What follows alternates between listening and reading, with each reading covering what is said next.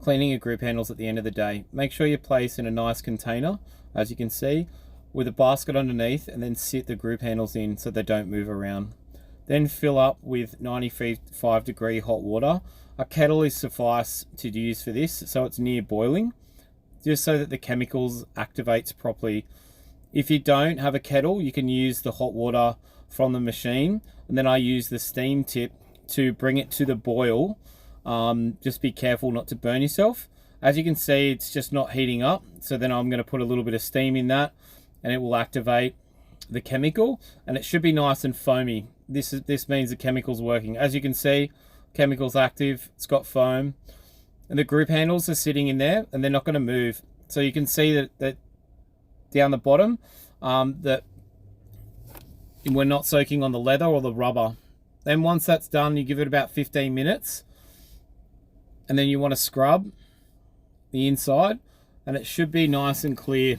Make sure you thoroughly scrub and thoroughly rinse your group head, just to remove any of the residue of chemical on it. Just warm water is suffice, and just give it a good rinse, set aside. And then you want to do the baskets as well. So we want to just give them all a nice scrub, so that they're ready to go for the next day. If you've got a 3 group, obviously you're going to repeat the process 3 times, and you can soak them all together. You just need to find the right size container. Then just discard the excess water, rinse your container away from the chemical, and then we're going to repeat the process of scrubbing. And inside the groove, as you can see in the video, I put the cloth inside that groove. Make sure it's nice and clean, ready to go for the next day. Once all this is done, then we want to put everything back together, and then we want to lock the handles back in to the machine.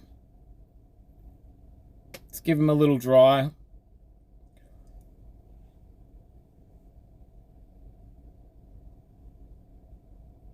And once they're all dry, we want to make sure we lock these handles back in at the end of the day, so that we can make sure that the seals on the machine don't dry out. It's good to lock them in so your handles are nice and hot in the morning for when you dial in your coffee.